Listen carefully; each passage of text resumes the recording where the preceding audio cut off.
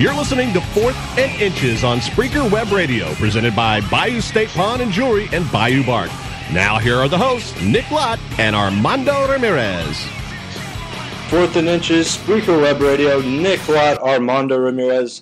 College Football Live, September 27th, Thursday edition, something we don't normally do. Thursday worked out better than Friday for us.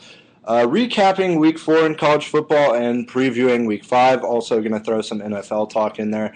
Welcome to Fourth and Inches, and we talk college football if you don't know already. And we're about to get this thing started. Florida State and Clemson, that was the big game of the week last week. Really, I was surprised when I saw Clemson was leading that game early. They were leading by 2 touchdowns. And, Florida State, they just go on a tear and they score 4 unanswered touchdowns. They end up winning that game 49-37. And we were talking last week about how Florida State had a really good defense and Clemson had a really good offense, but their offense was going to be tested. Right. And, you really couldn't tell that early in the game. Clemson was scoring pretty easily. Taj Boyd made some good reads down and threw the ball down the field. That was something that obviously they saw that they could do against this Florida State team in their game planning and things like that. But really what it came down to was E.J. Manuel just being able to say, hey, we're down, but I'm going to lead us to victory. He did that with the 49-37 win over Clemson. Yeah, what surprised me the most was Florida State's defense. They gave up 37 points to a Clemson offense that we didn't think was going to be able to score as many points. And we kind of wrote this game off a little bit. We both kind of said that we kind of wrote it off, and we kind of like, oh, Florida State got this in the bag. But then you're right. Like when I saw this game, second quarter, it was a pretty close game. I think it was like 1 touchdown game. I think was Clemson ever? Clemson was. They weren't winning. They scored first. Yeah, they were winning. Oh, okay, they scored first, right? Yeah. Okay. No, they were winning like 21-10 I didn't watch the whole game. But yeah, Florida State's defense definitely surprised me. Clemson definitely surprised me. They came to play, as a lot of teams did in college football this week. This was one of the better weeks of college football that we've had, game-wise, close game-wise, and I think in this whole season, as we're going to be talking about for the rest of the show. So, football! Moving on, this game, and I'm really going to get into this game because... Prepare the rants. Yeah, so, they come off with a win. LSU beats Auburn 12-10, but we also kind of wrote this game off last week. We also we just said, we've been writing a lot of games off. This was a special. This was a weird week. I thought these games were going to be a lot further margin of victory than what they actually were. I never expected Auburn to. I never expected that game to come to the last drive of the game. Exactly, and I never expected LSU to only score 12 points against an Auburn defense. That's, they're good, but I never would have thought that they would have only held LSU to 12 points. Well. What I saw out of this game, offensively for LSU, credit LSU's defense. They have, if not the best, one of the best defenses in the country. Right. I think Alabama probably is the best, so LSU is probably second. Statistically, and I guess opinion, from the opinion side of it. Right, it's all opinion. And LSU's defense kept them in that game. And if Kel Frazier didn't play as bad as he did, Auburn wins that game no problem. Because, LSU's defense kept them in that game. Zach Mettenberger, it really reminded me a lot of the national championship game with LSU's offensive production being inexistent, really. They get a safety. But, The defense gets a safety, and then LSU goes down, scores a touchdown. That's their only touchdown of the game. Right, yeah. Run into the end zone. That Auburn play, the fumble and the defense. The defense is what helped Auburn even keep this game to what it was. This defense came to play, and they very much so. They scored a touchdown off the fumble, and that's what motivated them. I think that's what made this game so good. Auburn's defense came to play.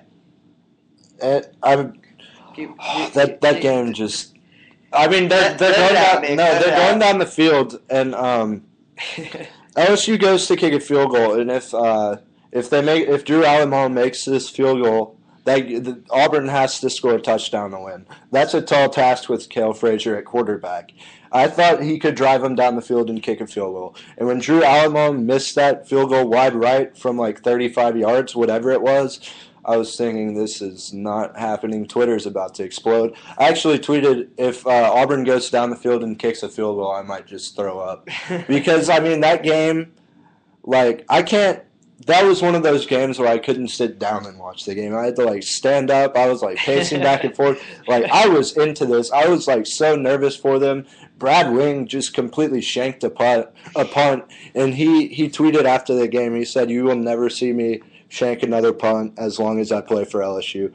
I mean, and that's one of the top punters in college football. That's the first time that's ever happened to him in the purple and gold. And, I mean, he also kicked a punt from his own, like, 15-yard line, and it, like, the guy caught it at his own 20. So, I mean, this dude has a leg. A shank is something that doesn't usually happen for this guy. But before I have, like, a heart attack or something, let's move on to this next one. Kansas State 24, OU 19. I know you probably want to touch on this one. Yeah, Kansas State, they come out, Colin Klein showed us what we touched on it before. We touched on it on last week's show. Colin Klein has to show up for this team to win, and he definitely showed up, and he definitely showed us what he got. And now people are talking about him as a Heisman hopeful because of what he did for this game. Kansas State comes out to play as we thought they would. We said that they would come to play, but we didn't think that they were going to win by any means. Kansas State winning for the first time in Oklahoma since 1990. I believe it's 1998. So, of course, very big win for Kansas State. Puts them in even better position to win the Big 12, in a good position to win the Big 12 now that OU has lost. And OU has shown, everybody thought that OU was either unbeatable or that they were gonna have a really good season this year. And OU showed their struggles. Landry Jones showed his struggles ever since his top wide receiver went down. He hasn't been the same. He hasn't been the same wide receiver, or he hasn't been the same quarterback. And I think his confidence is, I don't want to say his confidence is lowered. I think his confidence isn't what it was when he was throwing for throwing for a bunch of yards in the game. And I think his confidence wasn't there for this game. And I think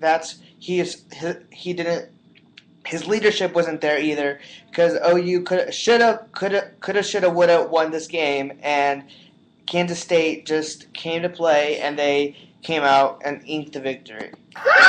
One thing I'm really surprised about Kansas State is, yes, Colin Klein's a great quarterback, but I'm surprised how solid they are defensively. Yeah. Because, I mean, they were making turnovers, big hits, just really making it difficult for Landry Jones and the Oklahoma offense to, they put up 19 points, but that's really out of the ordinary for an Oklahoma team. They're used to, especially under Bob Stoops, they're used to putting up 40 a game. Right, exactly.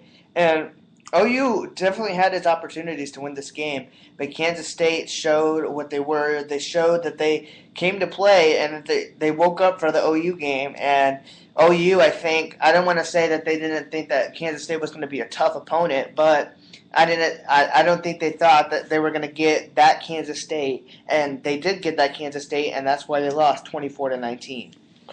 Notre Dame 13, Michigan 6. We touched on this game last week also, and we touched on every game last week. Yeah, all these games we touched on, but I predicted that Michigan would win this game. I was obviously wrong, and Notre Dame came.